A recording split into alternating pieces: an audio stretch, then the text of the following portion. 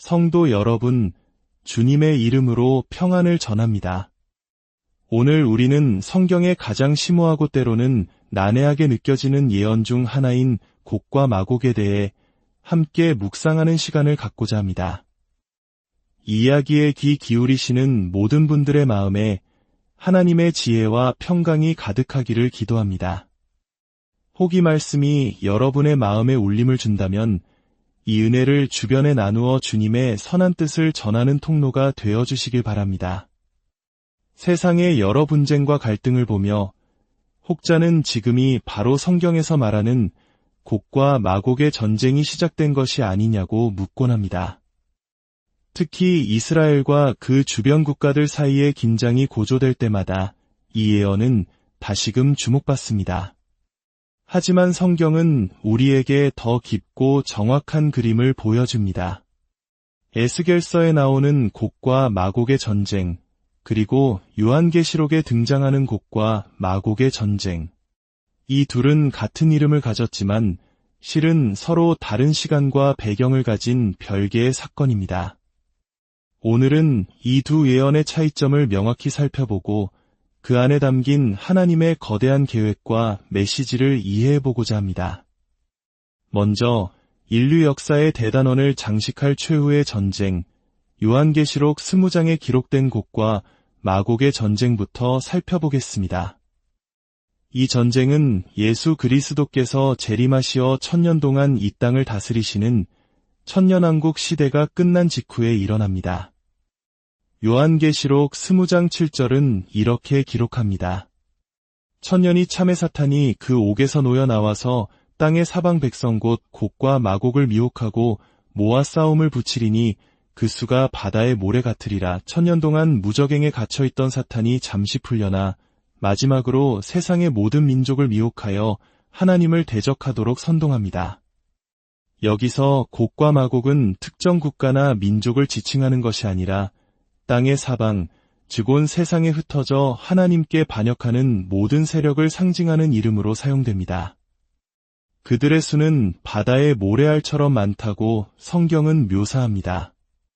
이것은 창세기부터 이어져 온 선과 악, 빛과 어둠의 영적 전쟁의 최종장입니다. 여인의 후손이 뱀의 후손의 머리를 상하게 할 것이라는 최초의 예언부터 시작된 기나긴 싸움의 마침표를 찍는 순간인 것이죠. 사탄은 인류의 마지막 반란군을 규합하여 하나님의 백성, 즉 성도들의 진과 사랑하시는 성을 포위하며 최후의 발악을 합니다. 마치 승리할 수 있을 것이라는 헛된 희망을 품은 채 말입니다. 그러나 그들의 운명은 이미 정해져 있습니다. 9절은 그 결말을 아주 간결하고도 강력하게 묘사합니다. 하늘에서 불이 내려와 그들을 태워버리고 하나님께서는 긴 싸움이나 논쟁 없이 하늘에서 내리는 불로 모든 대적을 순식간에 소멸시키십니다. 그리고 그들을 미혹했던 마귀, 사탄은 불과 유황못에 던져져 짐승과 거짓 선지자와 함께 세세토록 밤낮 괴로움을 받게 될 것입니다. 이것이 바로 역사상 모든 악의 완전하고도 영원한 끝입니다. 그렇다면 구약성경 에스겔서 38장과 39장에 나오는 곡과 마곡의 전쟁은 무엇일까요? 이 예언은 요한계시록의 최후의 전쟁과는 다른 특정한 시점에 일어날 역사적 사건을 가리킵니다. 하나님께서는 선지자 에스겔에게 말씀하십니다. 인자야, 너는 마곡 땅에 있는 로스와 메섹과 두발 왕국 고게게로 얼굴을 향하고 그에게 예언하여 이르기를 주 여호와께서 이같이 말씀하시기를 로스와 메섹과 두발 왕고가 내가 너를 대적하노라. 여기서 곡은 한 인물, 즉 지도자의 이름이며 마곡은 그가 다스리는 북쪽의 땅을 의미합니다. 그리고 로스, 메섹, 두발과 같은 이름들이 함께 언급됩니다. 많은 성서학자들은 이 이름들이 오늘날의 러시아, 터키, 그리고 이란을 포함한 북방의 국가연합을 가리킨다고 해석합니다. 이 이름들이 낯설게 들리시나요? 사실 이들은 창세기 10장에서 노아의 아들 야벳의 후손들로 등장하는 이름들입니다. 성경은 이처럼 인류 역사의 뿌리 깊은 계보를 통해 미래를 이야기하고 있습니다. 에스겔의 예언에 따르면 이 북방의 거대한 연합군이 평화롭게 거주하며 방비가 없다고 생각되는 이스라엘을 침공할 것입니다. 그들은 스스로의 힘을 믿고 막대한 전리품을 얻기 위해 예기치 않은 순간에 이스라엘을 덮칠 것입니다. 오늘날의 국제 정세를 보며 많은 이들이 이 예언이 성취될 날이 가까웠다고 말합니다. 하지만 현재 이스라엘 주변에서 일어나는 국지적인 분쟁들이 곧바로 에스겔의 예언을 의미하는 것은 아닙니다. 성경에 따르면 이 전쟁은 특정한 북방 국가들이 거대한 동맹을 이루어 전면적으로 이스라엘을 침공하는 형태로 나타날 것입니다. 그렇다면 에스겔의 전쟁과 요한계시록의 전쟁은 구체적으로 어떻게 다를까요? 첫째, 시점이 다릅니다. 에스겔의 전쟁은 주님의 재림과 천년왕국 이전에 일어나지만 요한계시록의 전쟁은 천년왕국이 끝난 후에 일어납니다. 둘째, 참전자의 범위가 다릅니다. 에스겔의 전쟁은 북방의 여러 나라라는 특정 지역의 연합군이 주축이 되지만 요한계시록의 전쟁은 땅의 사방 백성 즉 전 세계 모든 불신 세력이 참여합니다. 셋째, 전쟁의 주된 대적이 다릅니다. 에스겔서는 인간 지도자인 곡과 그의 군대에 초점을 맞추지만 요한계시록은 그 배후에 있는 영적 실체, 즉 사탄의 마지막 발악을 명확하게 보여줍니다. 넷째, 전쟁 후의 상황이 다릅니다. 에스겔 39장에는 전쟁이 끝난 후 이스라엘 백성이 무려 7달 동안 적들의 시체를 매장하는 장면이 상세하게 묘사됩니다. 이는 이 땅에서 일어나는 역사적 사건임을 보여줍니다. 하지만 요한계시록의 전쟁 후에는 시체를 매장할 필요가 없습니다. 왜냐하면 그 전쟁은 옛 하늘과 옛 땅이 사라지고 새 하늘과 새 땅이 창조되기 직전의 마지막 사건이기 때문입니다. 모든 것이 새로워지기에 과거의 것을 정리할 필요조차 없는 것입니다. 그렇다면 왜 성경은 이 두 개의 다른 전쟁에 곡과 마곡이라는 같은 이름을 사용했을까요? 이는 곡과 마곡이 단순히 어떤 지명이나 인명이 아니라 하나님과 그의 백성을 대적하는 세상의 교만하고 거대한 세력을 상징하는 대명사가 되었기 때문입니다. 에스겔 시대의 북방연합군은 하나님을 대적하는 세력의 강력한 예표이며 요한계시록의 마지막 반란은 그 반역의 영이 총집결하여 최종적으로 발현되는 모습인 것입니다. 에스겔의 전쟁에서 가장 중요한 점은 이스라엘이 스스로의 힘으로 승리하는 것이 아니라는 사실입니다.